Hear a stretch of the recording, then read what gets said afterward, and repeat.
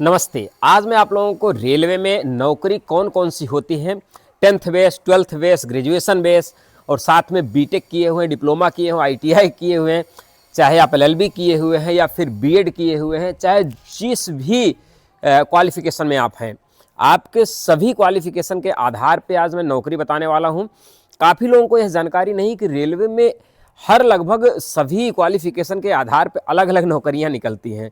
तो मैंने लगभग बताया भी है, पहले जो हमारे फॉलोअर्स हैं उन लोगों को मैंने बता रखा है, लेकिन आज मैं आप लोगों को बताता हूं। जैसे आप 10th पास हैं तो आप लोगों को कौन सी नौकरी के लिए अप्लाई करना चाहिए, एलएलबी किए हुए हैं, बीएड किए हुए हैं, चाहे जो भी आप किए हुए हैं, उस आधार पे आज बताने वाले हैं।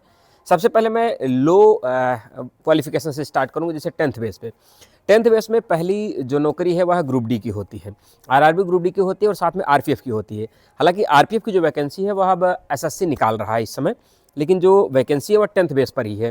तो जब भी निकालेगा हो सकता है कि फरवरी मार्च तक आप लोगों को यह वैकेंसी देखने को भी मिल जाए। जब भी निकलेगी मैं अपडेट कर दूंगा। तो 10th बेस पर आपको ग्रुप डी और आरपीएफ है।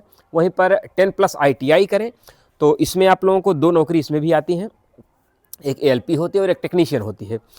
10th बेस पर 10+ आईटीआई में एक चीज़ और होता है, आईटीआई के साथ यदि आप अप्रेंटिसशिप किए हुए हैं तो आप ग्रुप डी में 20% आरक्षण में भर सकते हैं। इसमें एक चीज़ ये बेनिफिट होता है, लेकिन ओनली आईटीआई बेस पर अभी नौकरी नहीं आ रही है ग्रुप डी में। तो आप अप्रेंटिसशिप किए हो तभी आपको बेनिफिट मिलेगा। वहीं पर 12th बेस की बात करें तो 12th बेस में आरआरबी एनटीपीसी अंडर ग्रेजुएट की वैकेंसी होती है, जिसमें सीसीटीसी बनते हैं, जो टिकट क्लर्क होते हैं और टीटी होते हैं, ये सारी जो 10 क्लर्क होते हैं ये पोस्ट होती हैं, उसकी वैकेंसी आती है। इसकी वैकेंसी जो आएगी वह लगभग मई जून में आती है। तो उसकी वैकेंसी जब भी आएगी मैं आप लोगों को अपडेट कर दूंगा।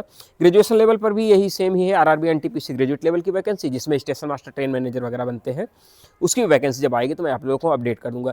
दोनों वैकेंसी एक साथ आती है आरआरबी एनटीपीसी की। तो ये हो गई ग्रेजुएशन लेवल तक। अब मैं बात करता हूँ आप लोगों को डिप्लोमा और बीटेक लेवल की। देखिए, डिप्लोमा जैसे मैकेनिकल, इलेक्ट्रिकल या फिर इलेक्ट्रॉनिक से यदि आप किए हुए हैं तो आप एएलपी और एएलपी में साथ में आप जो है जेई का फॉर्म फिल कर सकते हैं। लेकिन यदि आप एएलपी में तभी भर पाएंगे जब इलेक्ट्रिकल, इलेक्ट्रॉनिक्स या फिर मैकेनिकल से किए हुए हैं, तभी आप अप्लाई कर पाएंगे। लेकिन जेई में काफ़ी दूसरे डिपार्टमेंट से हैं, तब भी आप अप्लाई कर पाते हैं। वहीं पर 12th बेस वाले जो पीसीएम से हैं वो लोग टेक्नीशियन के भी कुछ पोस्ट पर अप्लाई कर पाते हैं। आगे जैसे आप मान लीजिए एलएलबी कर रखे हैं तो आइसोलेटेड कैटेगरी की एक वैकेंसी आती है। आइसोलेटेड कैटेगरी में जैसे आप देखते होंगे पोस्ट अभी अभी चल रही है, ऑनलाइन इसका आवेदन चल भी रहा है, मिनिस्टेरियल एंड आइसोलेटेड कैटेगरी के नाम से आती है। तो एलएलबी आप किए हो तो इसमें अप्लाई कर पाते हैं। लेकिन अगर आप बीएड किए हुए हैं तो मिनिस्टेरियल की आती है, जिसमें टीचर्स की भर्ती होती है, टीजीटी पीजीटी की, तो आप उसमें अप्लाई कर पाएंगे। तो आप जिस क्षेत्र के हैं, जो आपके पास क्वालिफिकेशन है, उसी क्वालिफिकेशन के आधार पे आप इसमें अप्लाई कर पाते हैं। और उसका कैलेंडर भी आता है, रेलवे का कैलेंडर भी आप लोगों को दिखा दे रहा हूँ। तो उस आधार पे आप लोग उसी वैकेंसी पे अप्लाई कीजिए। एक वैकेंसी और आती है जिसको बोलते हैं पैरामेडिकल कैटेगरी। जैसे आप बी फार्मा कर रखे हैं, नर्सिंग कर रखे हैं, तो आप इसमें अप्लाई कर पाते हैं। तो ये इतनी सारी वैकेंसीज रेलवे में आती हैं।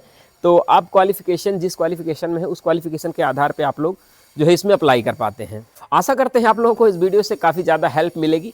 बाकी कोई वैकेंसी अगर छूट गई है तो आप लोग कमेंट कीजिए, देखते हैं आप लोग पकड़ पाते हैं कि नहीं। जो हमारे पुराने फॉलोअर्स हैं, मैं आप बीच बीच में बताता रहता हूँ। वैकेंसी का कैलेंडर भी रेलवे 2026 का निकाल रखा है। तो सबसे पहले एलपी का निकालेगा, फिर टेक्नीशियन का निकालेगा, एनटीपीसी का निकालेगा, पैरामेडिकल कैटेगरी का, बहुत सारी वैकेंसीज आती रहती हैं। तो जो भी डिटेल्स होती है मैं आप लोगों को वीडियो के माध्यम से सूचित करता रहता हूँ। फिर मिलते हैं अगली वीडियो में आप लोगों को कुछ नई जानकारी के साथ। धन्यवाद।